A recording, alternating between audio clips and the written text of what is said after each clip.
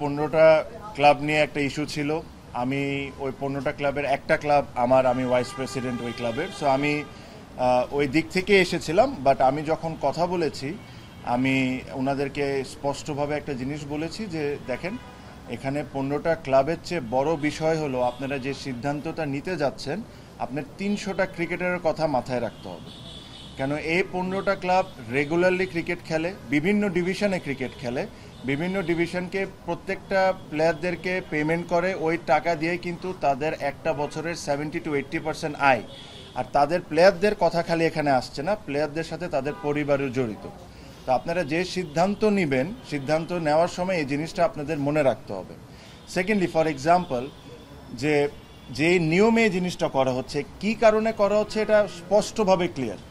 কেন করা হচ্ছে এটাও স্পষ্টভাবে ক্লিয়ার। এখানে আমাদেরকে এটা রকেট সায়েন্স না বোঝার জন্য যেটা কি কারণে করা হচ্ছে। আমি ওনাদেরকে কয়েকটা কথা বলেছি। আমি বলেছি যে দেখেন, এই 15টা ক্লাব নিয়ে যে ইস্যু ছিল, ইস্যুটা তো লাস্ট 6 মাস 7 মাস ধরে অনগোয়িং ইস্যু। এখনই আপনাদের এই কাজটা কেন করতে হলো? রাইট নাও এই জিনিসটা আপনাদেরকে কেন তুলে নিয়ে আসতে হলো?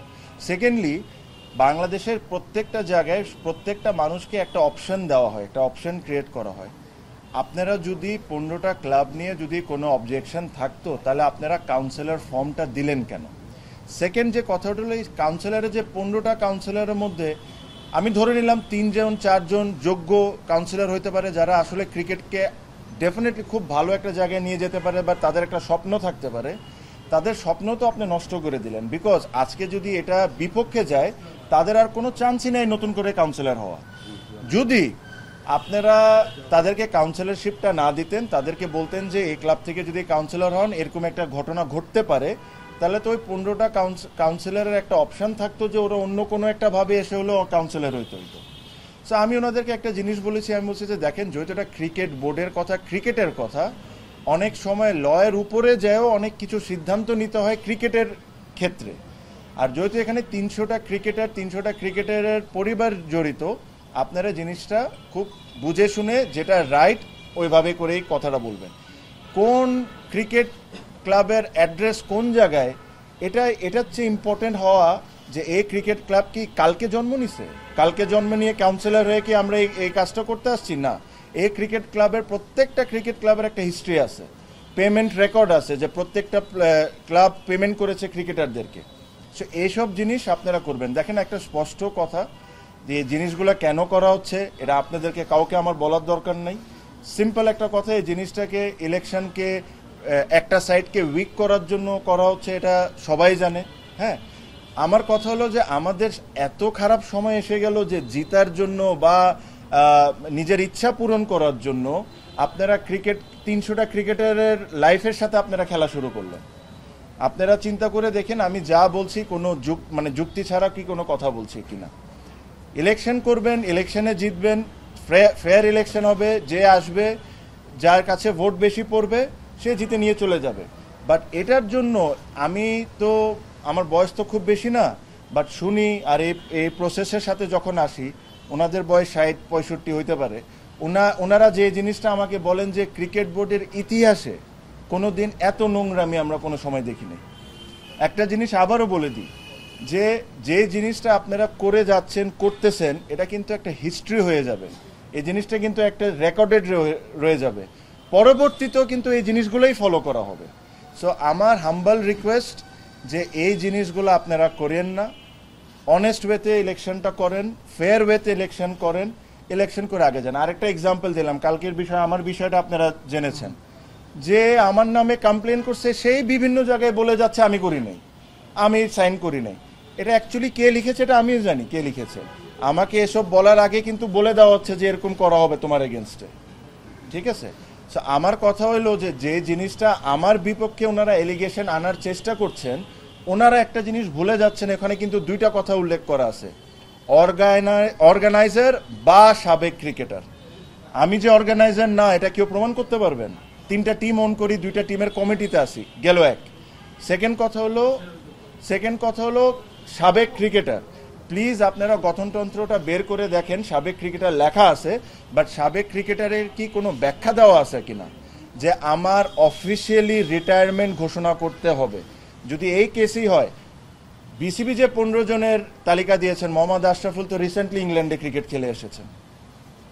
আমিনুল ইসলাম বুলবুল ভাই আমাদের প্রেসিডেন্ট, উনিও অফিসিয়ালি কোনো জায়গায় রিটায়ারমেন্ট ঘোষণা করেন নাই। If you want to catch me in that way then they also get caught, ঠিক আছে। সেকেন্ডলি যে বিষয়টা হলো, আমি ক্রিকেট রিসেন্ট টাইমে খেলেছি, অবশ্যই সত্যি কথাটা 5 মাস আগে। আমি যদি কালকেও ঘোষণা দিই, আজকেও ঘোষণা দিই, কালকে যদি আপনি আমাকে প্রশ্ন করেন, আমাকে প্রশ্ন করতে হবে সাবেক ক্রিকেটার হিসাবে। আমি যে লাস্ট 5 মাসে একটা ম্যাচও খেলি নাই, আমি যদি নিজের মনের মধ্যেই চিন্তা করে রাখি যে আমি আর ক্রিকেট খেলবো না, তা আমি তো সাবেক হয়েই গেলাম। গঠনতন্ত্রতে যদি এই কথাটা লেখা থাকে যে একদম স্পেসিফিকলি আপনাকে অমুক ডেতে ঘোষণা দিয়ে দিতে হবে যে আপনি সাবেক ক্রিকেটার, তাহলেই আপনার এই কাউন্সিলরশিপের বৈধ, তাহলে আমি মানতে পারি। এই জায়গায় তো কোনো কিছু লেখা নেই। ধরলাম সাবেক ক্রিকেটারকে বাদই দিলেন, অর্গানাইজার যে আমি না, এটা আপনি কেমনে করে প্রমাণ করবেন? আমি গুলশান ক্লাবে কমিটিতে আছি, ওল্ড ডিএচএস এর কমিটিতে আছি। ওই চিঠিতে উল্লেখ করা লেখা যে আমি ওল্ড ডিএচএস এর সাথে আমার কোনো সম্পর্ক নাই। প্লিজ উপরে যান, যে ওল্ড ডিএচএস এর কমিটিটা খুঁজে বের করে দেখেন ওল্ড ডিএচএস আমি আসি কি নাই। এই মুহূর্তে চিটাগাংয়ে একটা খেলা T20 ফ্র্যাঞ্চাইজ চলছে, যেখানে আমি টিম ওন করি। শতদল ক্লাবের সাথে আমি 4-5 বছর ধরে জড়িত। আমার এটা লজ্জা লাগতেছে যে আজকে আমার এই জায়গায় এসে এই জিনিসগুলো এক্সপ্লেন করতে হচ্ছে। আমরা এতটাই নিচে নেমে যাচ্ছি জাস্ট কিছু ইচ্ছা ফুলফিল করার জন্য, যে আপনারা এ পর্যায়ে নিয়ে আসতেছেন। আমি আবারও বলি, সঠিকভাবে ইলেকশন করি, হেরে যাই, কে প্রেসিডেন্ট হোক না হোক আমার কোনো কিচ্ছু যায় আসে না, বাট এই নোংরামি করেন না জাস্ট ইগো বা জিতার জন্য। এটা এখানে ক্রিকেটের বিষয়, এখানে ক্রিকেটের 18 কোটি মানুষের ইমোশন এটার সাথে জড়িত। সো এই নোংরামিগুলা করেন না। আমি আবারও বললাম, ভেরি হাম্বলি একটা রিকোয়েস্ট করছি যে নোংরামিগুলা করেন না। ক্রিকেটকে ক্রিকেটের মতো থাকতে দেন, ক্রিকেটের নির্বাচনকে ক্রিকেটের নির্বাচনের মতো থাকতে দেন। এর চেয়ে বেশি আমার আর কোনো কিছু বলার নেই। আলোচনা করতে চাই, আপনি কালকে ওল্ড ডিএচএস ক্লাবের আপনি কেউ নন, এই চিঠিটা নিয়ে যে ঘটনাগুলি হয়েছে, একটু আগে আপনি বলছিলেন যে আপনার সম্পর্কে যা যা করা হবে সেগুলো আপনাকে আগে থেকে জানানো, এটা আপনাকে আগে থেকে জানানো হয়েছিল কিনা? হ্যাঁ, এটা আমি জানতাম। এটা আমার পক্ষে বলা সম্ভব না, এটা কি হচ্ছে না হচ্ছে, বাট চিঠিটা খুবই হাস্যকর ছিল আমার কাছে মনে হয়। তো যদি কাজটা করেন প্রপারলি, প্রফেশনালি করেন, যে চিঠির দাবি করছেন সে আবার যেরকম উল্টায় না যাক যে আমি করিনি, এটা তো হাস্যকর একটা ব্যাপার হয়ে গেছে। আর আমার কাউন্সিলরশিপ যদি আপনারা চ্যালেঞ্জ করেন, এটা একটা লজ্জার বিষয় ভাই, এটা একটা লজ্জার বিষয়, because I get qualified in every sector, ঠিক আছে। সো আর এটা যদি চ্যালেঞ্জ হয়, এটা যদি আমাকে ব্যান্ডও করে দেওয়া হয়, এটা কেন করে দেওয়া হচ্ছে এটা তো আপনারা সবাই বুঝবেন, প্রত্যেকটা মানুষ বাংলাদেশের বুঝবে যে কেন করা হচ্ছে।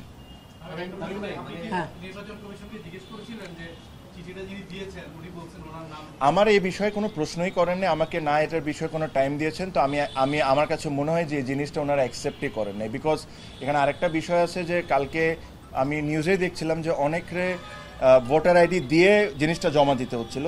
তো যে ব্যক্তি আমার নামে এটা জমা দিয়েছেন সে তো প্রেজেন্ট ছিলেন না, তো প্রবলি ওই কেসে এটা করে না। এর চেয়ে ইম্পর্টেন্ট যে জিনিস, যে ব্যক্তি জমা দিয়েছেন সে কোন ক্লাবের কাউন্সিলর, সে কোন ক্লাবের কমিটিতে আছেন বা কোন ক্লাব ওন করেন। আজকে ওখান থেকে কেউ দাঁড়ায় এসে আরেকজনের নামে অভিযুক্ত করতে পারবেন, এখানে তো একটা অথরিটি আপনার লাগবে। যাই হোক, ওটা বড় বিষয় না। যেহেতু আমাকে এটাকে নিয়ে কোনো কিছু প্রশ্ন করে নাই বা অ্যাভয়েড করে নাই, আমি নিজের থেকে কথাটা তুলে আমি কয়েকটা কথা ওখানে বলেছি, তাহলে আমি মনে করছি যে হয়তো বা এই চিঠিটা অ্যাকসেপ্ট করা হয় নাই। বাট কালকে যেটা করা হবে না, এটা নিয়ে অবাক হয়েন না। নির্বাচন কমিশন বিসিবি টাকা দিয়ে তাদেরকে দিচ্ছে, তাদের এখন পর্যন্ত যা হচ্ছে সব নিয়ন্ত্রিত বিসিবি প্রেসিডেন্টের মাধ্যমে হচ্ছে, চিঠি দিয়ে সব কিছু দিয়ে। আপনি কি মনে করেন ন্যায্য অধিকারটা পাবেন আজকে কাউন্সিলরশিপ নেওয়ার? আমার কাছে একটা জিনিস সিম্পল, ধরেন আমি আমার যেহেতু গুলশান ক্লাবের সাথে আমি জড়িত, আমি ওটারই একটা ছোট এক্সাম্পল দিই। আপনারা জানেন যে লাস্ট প্রিমিয়ার লিগের সময় প্রত্যেকটা প্লেয়ারের পেমেন্ট কিন্তু 50%-এর কমে হয়ে গেছিল, প্রত্যেকটা প্লেয়ারের পেমেন্ট। কোন প্লেয়ার টিম পাবে না, এটা নিয়ে কিন্তু অনেক বড় আশঙ্কা ছিল একটা, যে আসলে কি খেলতে পারবো কি পারবো না। তো যখন গুলশান ক্লাবের যারা ছিলেন ওনারা যখন আমাকে অ্যাপ্রোচ করেন যেটার দায়িত্ব নেওয়ার জন্য, তখন আমি যখন দায়িত্বটা নিয়ে আমি একদম এক্স্যাক্ট অ্যামাউন্টে বললাম 1 কোটি টাকা খরচ করেছি আমরা।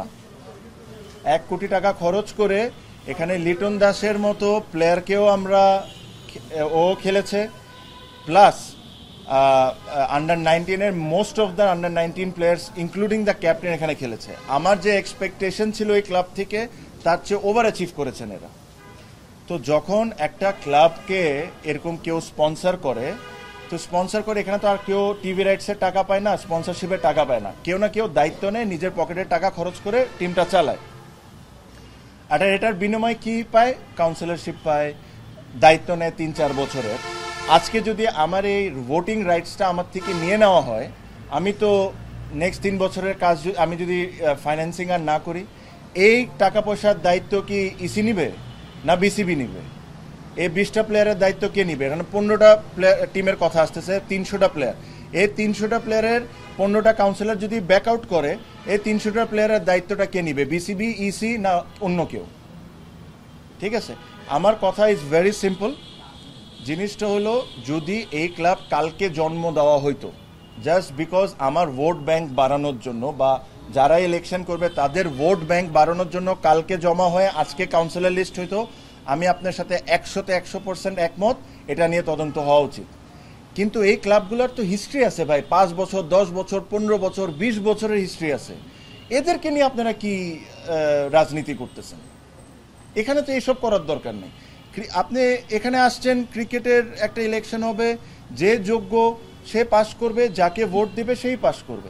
এখানে তো আর জনগণ ভোট দেয় না, না সাংবাদিক ভোট দেয়, ভোট দেওয়া হলো কাউন্সিলররা। ওরা ভোট দিয়ে যাকে ভালো মনে করবে পাস করে নিয়ে চলে যাবে, শেষ। এটা নিয়ে এত কিছু করার দরকারটা কি?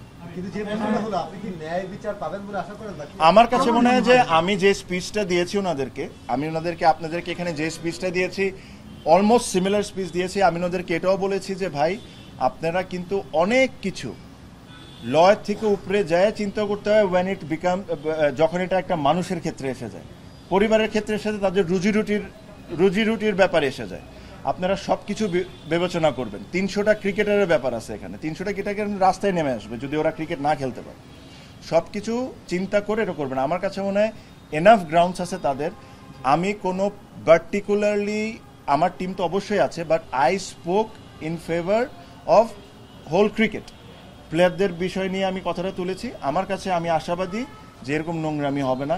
আর এই 15টা টিম আজকে এই পজিশনে কেন আসছে এটাও তো আপনারা জানেন কম বেশি। এটা একটা ব্যক্তির নিজের স্বার্থ ছিল এখানে, তো এটা তো লুকাচুরি করার কিছু নেই। একটা ব্যক্তির নিজের স্বার্থর কারণে আজকে এই অবস্থা আসছে।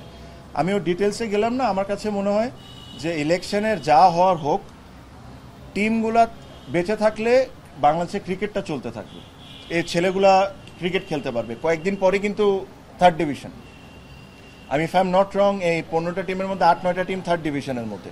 এই টিমগুলো কিন্তু আমি অন করি না ভাই, হ্যাঁ। কিন্তু এই টিমগুলো যদি ব্যাকআউট করে, ওই 8-9টা প্লেয়ার, 8-9টা টিম মানে হলো 150-200টা প্লেয়ার।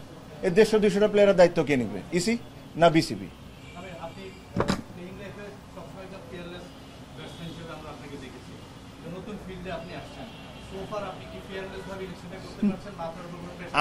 আমি ফেয়ারলেস ভাবে তো চেষ্টা করছি, প্রেশার আমার উপরে অনেক আছে।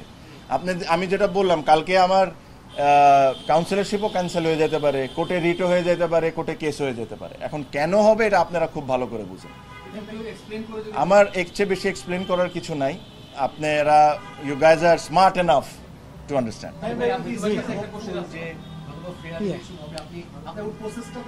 ভাই, হোপফুলের বিষয় আসে না এখানে। ফেয়ার ইলেকশন কেন হবে না? আমি বারে বারে একটা কথা বলি, আমাদের যে এই মুহূর্তে যে গভর্নমেন্টটা আছেন, এই গভর্নমেন্টের দায়িত্বের মধ্যে কি এটা নাই? ওয়ান অফ দ্য দায়িত্বের মধ্যে কি এটা নাই যে রিফর্ম করা? আমাদের এই গভর্নমেন্টের এই দায়িত্বের মধ্যে এটা নাই যে এমন করে দেশটাকে চালায় দেওয়া যেটা একটা এক্সাম্পল হয়ে দাঁড়াবে পরবর্তী গভর্নমেন্ট যারা আসবে এই জিনিসটা ফুলফিল করা? গভর্নমেন্টের একটা পার্ট যদি এভাবে করে ইলেকশনটাকে রিগ করার চেষ্টা করে বা এভাবে করে ম্যানিপুলেট করার চেষ্টা করে, তাহলে ভাইয়া এটা কি একটা গ্রেট এক্সাম্পল হয়ে দাঁড়াচ্ছে? আর এটা যে হচ্ছে না, এটা তো ভাই, আমি ওই দিন প্রেস কনফারেন্সে যা যা বলেছি আপনারা তাই দেখেছেন, তাই উল্টা সব ঘটেছে। কাউন্সিলর লিস্ট চেঞ্জ হয়ে যাচ্ছে, আপনি 7টার সময় না 5টার সময় ডেড লাইন, 8টা 9টা 10টা পরের দিন পর্যন্ত চলে যাচ্ছে, যেমনে মনে ইচ্ছা তেমনি তা করতেছেন। এত ক্যাটাগরি সিতে এত ক্রিকেটার বাংলাদেশে, কাকে নমিনেশন দেওয়া হচ্ছে, কাউকে ছোট করছি না, সবাই ক্রিকেটার, ছোট হোক বড় হোক, সবাই ক্রিকেটার, সবাইকে আমি রেসপেক্ট করি, হ্যাঁ। বাট নিজের পছন্দের মতো সব কিছু করা হচ্ছে।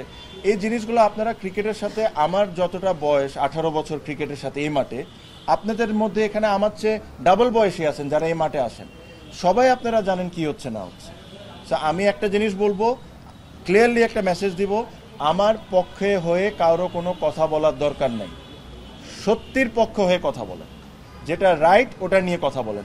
আমার পক্ষে নেওয়ার দরকার নেই, অন্য কারো পক্ষে নেওয়ার দরকার নেই। যদি আমি কোনো ভুল করে থাকি অবশ্যই এটা তুলবেন, কিন্তু আমার সাথে যদি কোনো ভুল হয় এই জিনিসটাও তোলার দায়িত্ব আপনাদের। Thank you. যদি নোংরামি দাবি করছেন অনেকেই, আপনার মানে নির্বাচনে নোংরামি হচ্ছে দাবি করতেছেন, অনেকে নির্বাচন, যদি শেষ পর্যন্ত এই নোংরামিটা হয় আপনাকে এই নির্বাচনে অংশ নেবেন? ভাই এটা তো আমি এখন এই জিনিসটা বলতে পারবো না। আপনি আমাকে পার্সোনালি প্রশ্ন করতে পারেন যে আমি নির্বাচন করব কি করব না। আমার প্রশ্ন করা হলো যে আমাকে নির্বাচন করতে দিবে কি দিবে না, এটাও তো একটা জিনিসটা আপনার দেখতে হবে। ঠিক আছে।